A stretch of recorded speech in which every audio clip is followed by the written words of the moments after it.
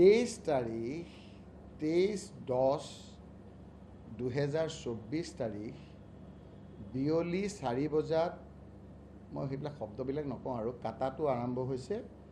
8টা 8:30লৈকে খুৱাইছে মইতো এনেকৈ কোৱা নাই নহয় ৰাজহুৱা মিটিঙত কৈছোঁ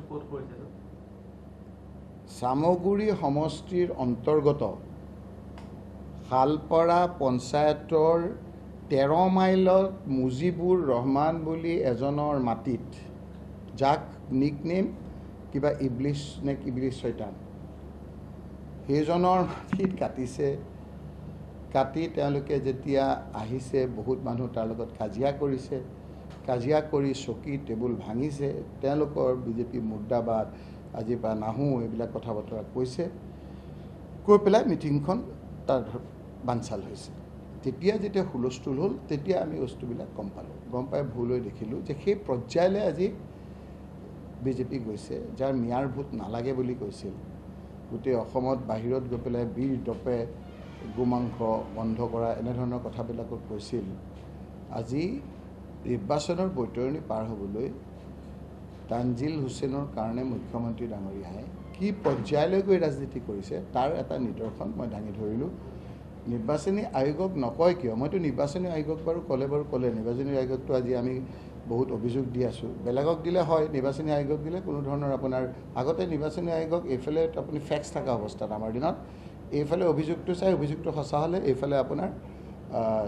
তাৰ ৰিজাল্টটো পোৱা যায় এতিয়া আপোনাৰ নিমাত নিতাল কাৰণ একেজনেই নিৰ্বাচনী আয়োগ একেজনেই আপোনাৰ হৰ্তাকৰ্তা বিধাতা গতিকে মই কৈছোঁ যে নীতি আদৰ্শৰ লগত আমাৰ মিল নাই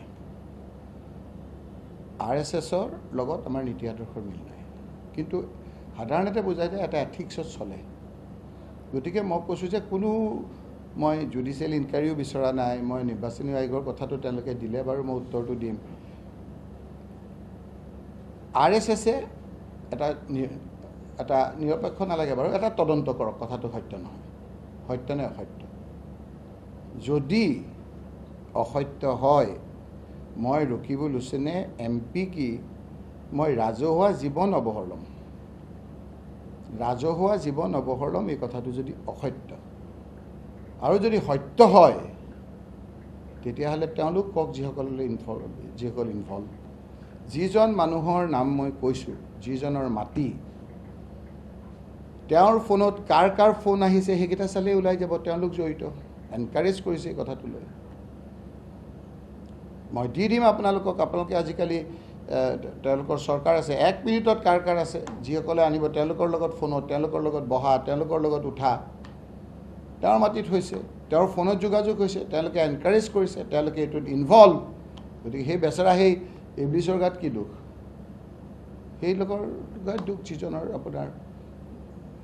এই ধৰণৰ লোকৰ লগত জড়িত গতিকে মই এথিক্স মানা RSS সংগঠনকে সন্মানপূৰ্বকভাৱে কৈছোঁ এটা পৰীক্ষা কৰক আপোনালোকে তদন্ত কৰক